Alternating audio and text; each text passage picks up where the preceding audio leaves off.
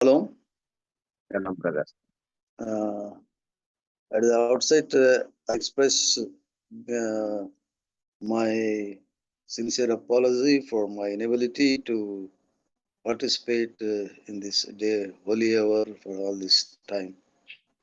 Anyway, God has given me time and దేవుని నామకు మహిమ కలుగును గాక. ఈ యొక్క సందర్భంలో యేసు ప్రభు శిలువలో పలికిన 5వ మాటను గురించి కొన్ని విషయాలు మనం ధ్యానించుకుందాం. యోహాను సువార్త 19 అధ్యాయం 28వ వచనంలో, అటు తరువాత సమస్తము అప్పటికి సమాప్తమైనదని ఎరిగి లేఖనము నెరవేరునట్లు నేను తప్పికొనుచున్నాను అని యేసు ప్రభు పలికిన ఆ మాటను 5వ మాటగా మనం చూస్తున్నాం. యేసు ప్రభు శిలువలో వేలాడుతూ పలికిన 7 మాటలు మనం గమనించినట్టయితే, మొదటి మాట మారు మనసు పొందని వారికి, రెండవ మాట మారు మనసు పొందిన వారికి, మూడవ మాట తన ప్రియులైన వారి కొరకు, తరువాత 4వ మాట తన గురించి, తన వేదన గురించి తండ్రితో చెప్పడం, తర్వాత సమాప్తమైన తర్వాత సమాప్తమైన జరిగిన తర్వాత తాను వచ్చిన కార్యాన్ని నెరవేర్చిన పిదప ఏమంటున్నాడు? లేఖనం నెరవేరునట్లు నేను తప్పికొనుచున్నాను. లేఖనం నెరవేరుతుందంటే ఇది మనం గమనించినట్టయితే కీర్తనలు 22, 14, 15లో మనం చూసినట్లయితే, నా బలము ఎండిపోయి చిల్ల పెంకు వలె ఆయను, నా నాలుక నా దవడను అంటుకొని ఉన్నది.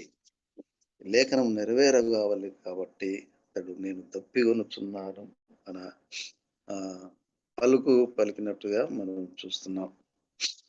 ఈ యొక్క దప్పిక లేకుంటే దప్పిక ఏ విధంగా, శారీరకంగా ఉన్న దప్పిక ఏ విధంగా తీరుస్తుంది? నీటి వల్లనే, నీరు త్రాగుట వల్లనే ఆ దప్పిక తీరుస్తుంది.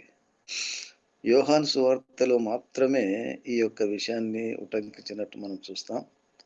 నీటి యొక్క ప్రాధాన్యతను కానీ, నీటి యొక్క విషయాలను గురించి కానీ, లేకుంటే జలము గురించి, జీవజలముల గురించిన ప్రస్తావన ఈ యొక్క యోహాను సువార్తను మాత్రమే మనం ఎక్కువగా చూస్తాం. మనం చూసినట్టయితే మొదటి అధ్యాయంలో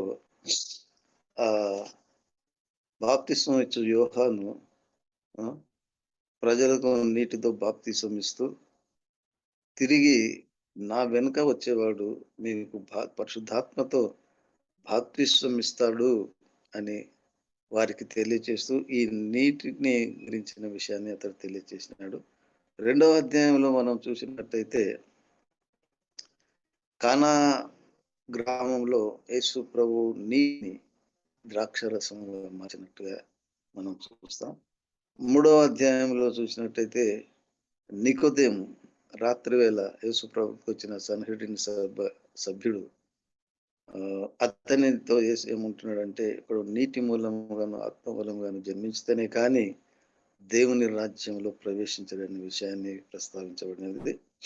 4వ అధ్యాయంలో సమరయ స్త్రీతో ఆయన నేను నిచ్చు నీళ్లు త్రాగువాడు ఎవడనూ దప్పికొనడు, నేను వానికి ఇచ్చిన నీళ్లు నిత్య జీవమునకై కలుగుటకై వానిలో ఊరడి నీటి బుగ్గగా ఉండును అని ఆమెతో చెప్పినట్టు చూస్తున్నాం. నీటి విషయాన్ని గురించి 5వ అధ్యాయంలో మనం చూసినట్లయితే బేతెస్తా కొన్నిటిలో దేవదూతలు అప్పుడప్పుడు నీటి కదిలించినప్పుడు ఎవడైతే మొత్తటిగా ఏ వ్యాధిగ్రస్తుడైనప్పటికీ ఆ నీటిని తాకితే వాడు శుద్ధి అవుతాడు, అని రోగమంతా పోతుంది అనే విషయాన్ని మనం చూస్తున్నాం.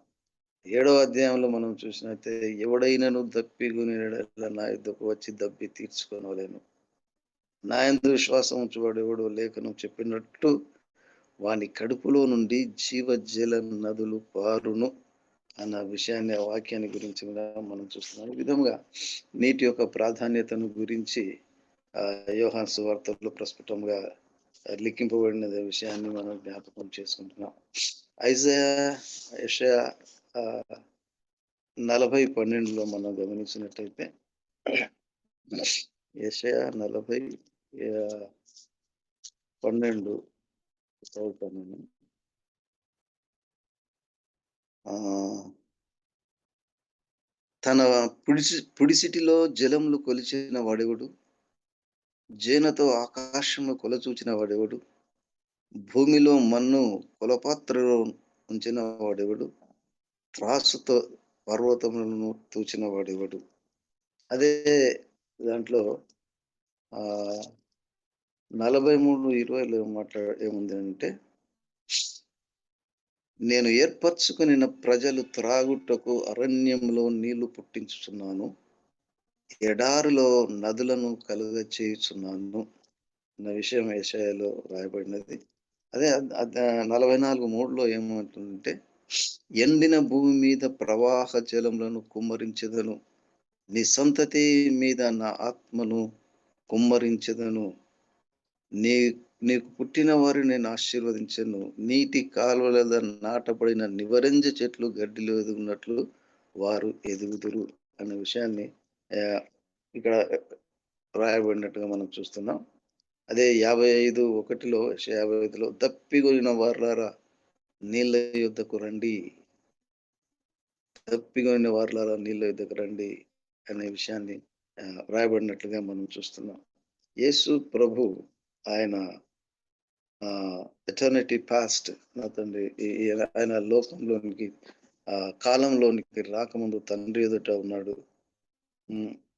ఆ తండ్రి, కుమారుడు, పరిశుద్ధాత్ముడుగా ఏకరీతి అయిన ఆ దేవుడు, ఆ వాక్యమైన దేవుడు శరీరధారిగా ఈ లోకంలోకి వచ్చినాడు. ఆయన గురించిన వ్యవహార సువార్త 1:3లో ఏమంటుందంటే, కలియున్నదేదియు ఆయన లేకుండా కలిగింది. సమస్తం ఆయన మూలం కలిగింది. అంటే వాక్యం ద్వారానే కలిగింది. ఆ వాక్యమే శరీరధారి అయినాడు. కాబట్టి సమస్తం ఆయన మూలంగా కలిగినది.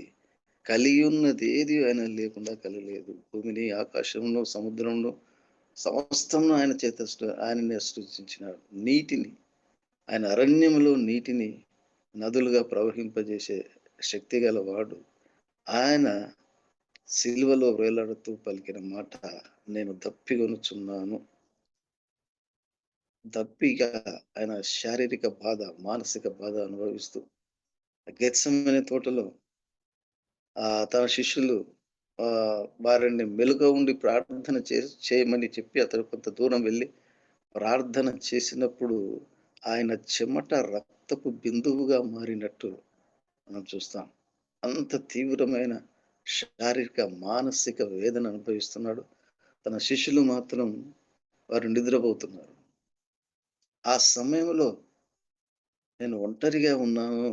నా శిష్యులు ఎందుకు మెలకువగా నేను వారికి మెలకువగా ఉండి ప్రార్థించుడి అని ఉపదేశించినప్పటికిని వారు ప్రార్థనలో లేక ఆ యొక్క ఆహ్, ఆహ్, కాన్ వాళ్ళు నిద్రిస్తున్నారన్న విషయాన్ని అది గూడా అతనికి వేదన కలుగచేస్తుంది.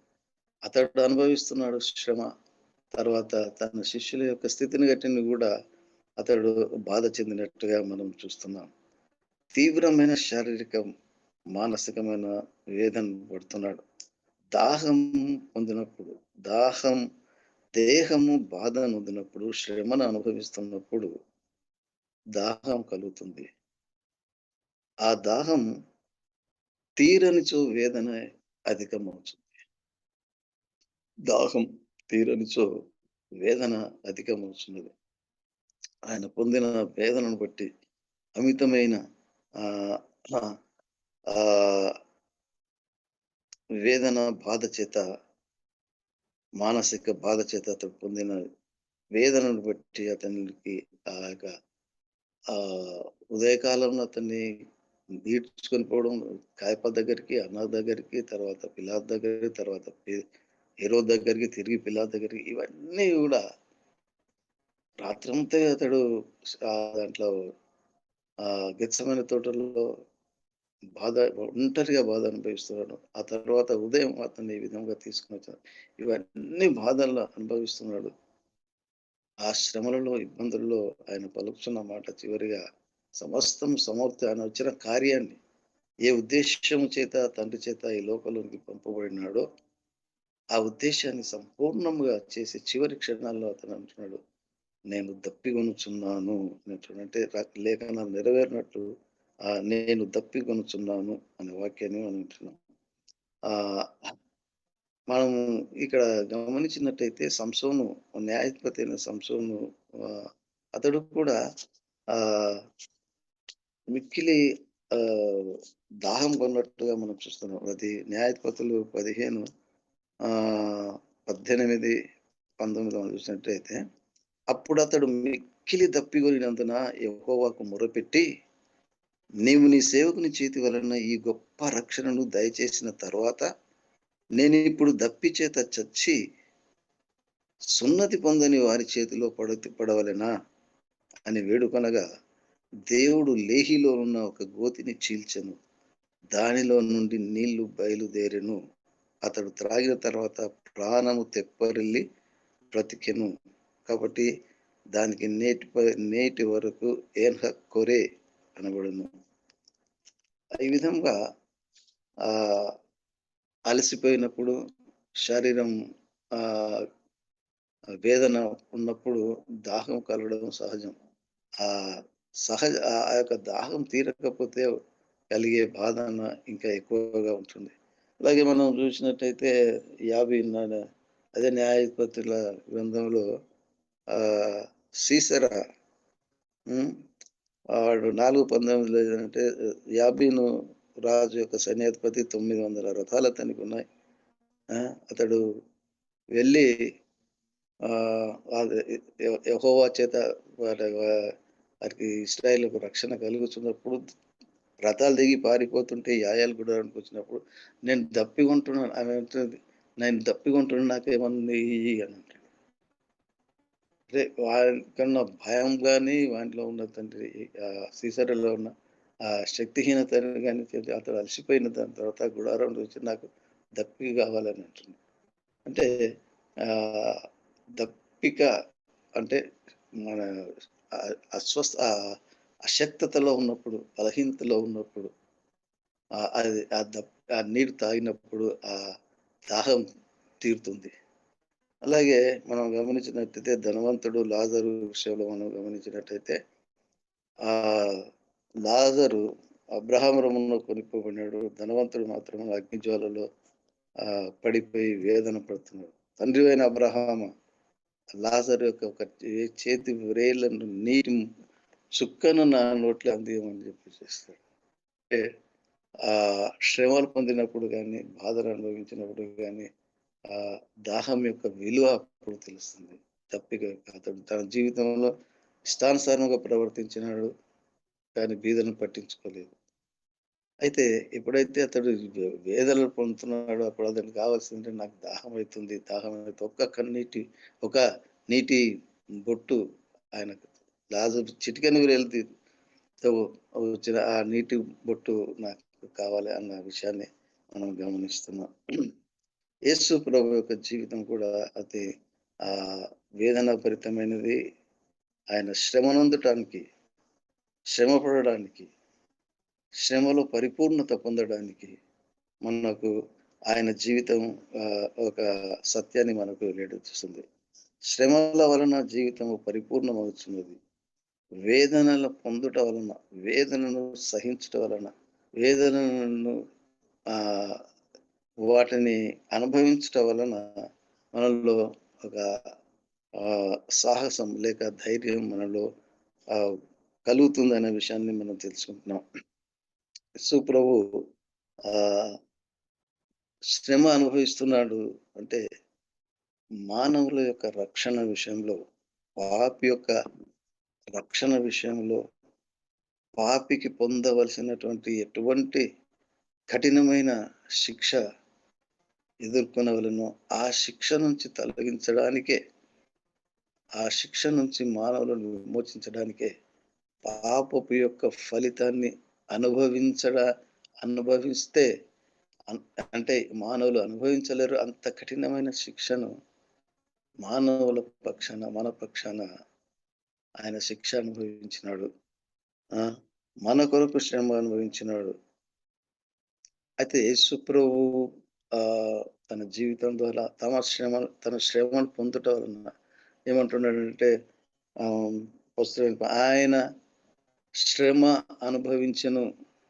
ఆయన మీ కొరకు శ్రమ అనుభవించెను. కనుక మీరును శ్రమను ఆయుధంగా ధరించుకొనుడి అంటున్నాడు. అంటే మనం కూడా శ్రమను అనుభవించాలి. దాన్ని ఆయుధముగా ధరించాలి అనే విషయాన్ని గూడా మనకు తెలియజేస్తున్నది. ఆహ్, ఇక్కడ మనం గమనించినట్టయితే ఆహ్, అతని దాహం నీటి కొరకు కాదు.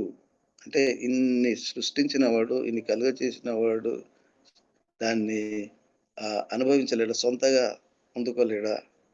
అంతే కానీ అతని యొక్క దాహము నీటి కొరత కానీ, ఒక సిలువరిలో మన హ్మ్, కలిగిన వేదనను జ్ఞాపకం చేసుకుంటూ, ఒక జాలిగల మాట ఎవరైనా తనను తన యొక్క స్థితి నుంచి ఉన్న స్థితిని బట్టి ఒక దయగల మాట, లేకుంటే దయగల హృదయం ఉందేమని ఆహ్, కనిపెడుతున్నాడు. ఆ సందర్భంలో ఆ!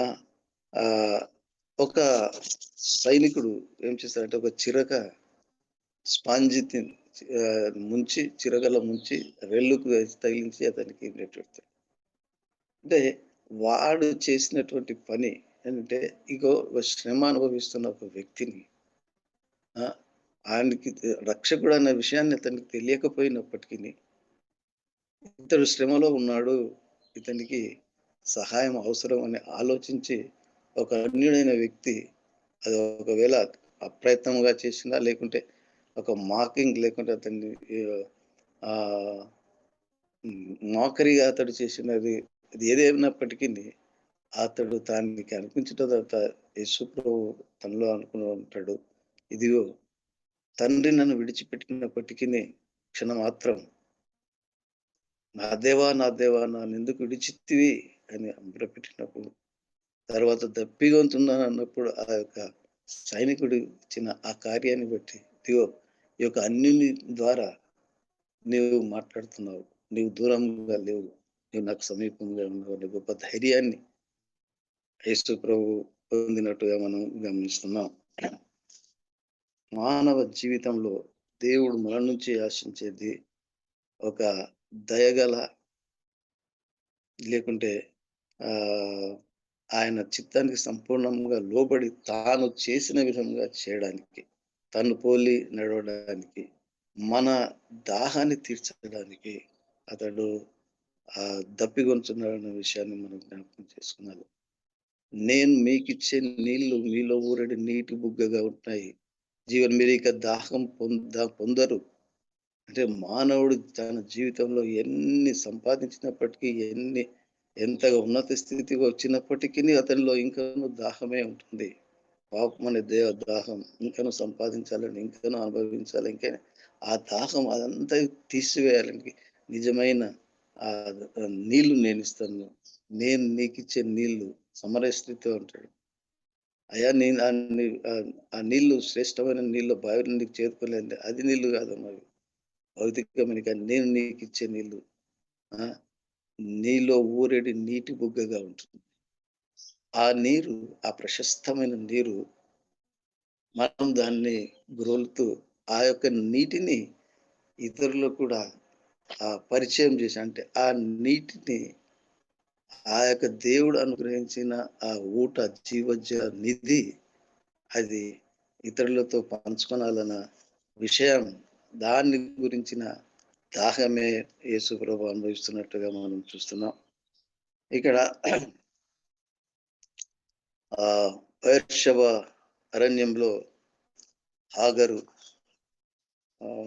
ఇష్మాయేలు నీటి కొరకు తప్పిస్తున్నప్పుడు ఆ! ఆహ్, ఒక హ్మ్, గోతిలో నుంచి నీళ్లు తీసి ఒక ఊట తెరిచి దేవుడు వారికి ఆహ్, వారి దాహాన్ని తీర్చినాడు. వారు దాహం చేత అల్లాడిపోతున్నారు. అక్కడ ఇష్మాయేలు ఇశ్రా బయర్షెబ అరణ్యంలో హాగరు ఇశ్రాయేలు తాగిన నీరు గాని, లేకుంటే అరణ్యంలో ఇశ్రాయేలీయులు ఎగుప్తు నుంచి వస్తూ అరణ్యంలో సీనాయి అరణ్యంలో, పారాను అరణ్యంలో వారు తిరుగుతున్నప్పుడు వారిని వెంబడించిన ఆ! బండ నుంచి వారు ప్రవహించిన ఆ నీళ్లు ఇశ్రాయేలు త్రాగిన ఆ నీరు కానీ, బండ నుంచి ప్రవహించిన నీరును కానీ, కల్వరి మీద మానవ జాతికి విమోచన కొరకు స్రవించనయున్న జీవజల నిధి యేసు కార్చిన రక్తానికి గుర్తుగా ఉంటుంది. వారు త్రాగిన నీళ్లు వారిని తృప్తిపరచలేదు, కానీ కల్వరి మీద, కల్వరి కొండలో మానవ జాతి విమోచన కొరకు స్రవహించిన ఆయన పరిశుద్ధ రక్తం, అది జీవజల నిధి. ఆ జీవజల నది, జీవజలాన్ని మనం ఉపయోగించినప్పుడు మనకు సంపూర్ణమైన విమోచన, సంతోషము, సమాధానము కలుగుతుంది. ఆయన ఆజ్ఞను గైకొనడం మాత్రం, ఆయన ఆయన సన్నిధిని అనుభవించడం, ఆయన చూపిన మార్గంలో నడచడం, అది నిజమైన ఆయనను దప్పిక ఆహ్, ఆహ్, ఆయనను దప్పిక తీర్చుంది. ఆత్మల సంపాదన, ఆత్మల యొక్క భారాన్ని కలిగిన పరిశుద్ధుడైన దేవుడు మనల్ని కూడా అటువంటి బాధ్యత కలిగిన జీవితం, ఆత్మల రక్షణ కొరకు పాటుపడే వారంగా ఉండాలని దేవుడు నన్ను ఆశిస్తున్నాడు.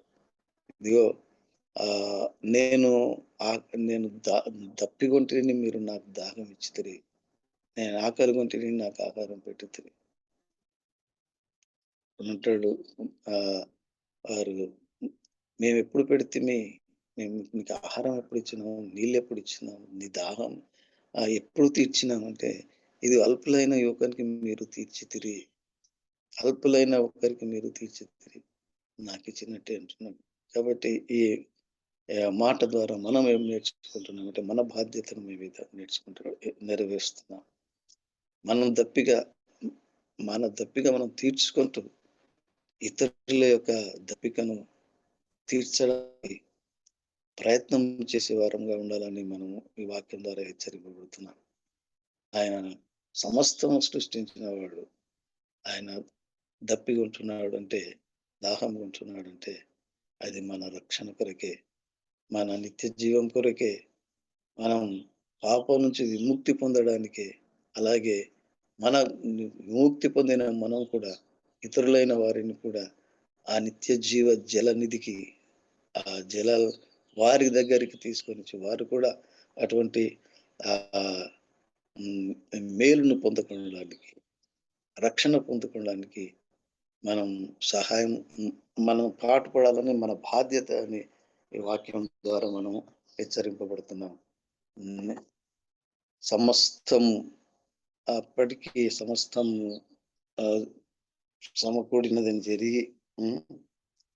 నేను దప్పిగొనుచున్నాను మాట మరొకసారి మనం అటు తర్వాత సమస్తము అప్పటికి సమాప్తమైనది ఎరిగి లేఖనము నెరవేరుచుటకు నేను దప్పిగొనుచున్నాను. లేఖనం నెరవేర్చి అప్పటికే సమస్తం సమకూర్చాడు. రక్షణ కార్యాన్ని సంపూర్తి చేశాడు.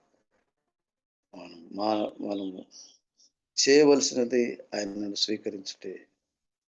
ఆ విధమైన ఏర్ ఆహ్, సమర్పణ జీవితం మనం కలిగిన వారమై, ఆ జీవజలాన్ని నిత్యము త్రాగుతూ, ఆ జీవజలము యొక్క విశిష్టతను ఇతరుల ఇతరులకు తీసుకొని పోయి, వారిని కూడా ఆ యొక్క కలువరి రక్త ప్రోక్షణ ద్వారా విమోచింపబడడానికి మనకు సహాయం చేయడానికి పరిశుద్ధాత్మ దేవుడు మనల్ని ప్రేరేపించును గాక. Thank you very much sir.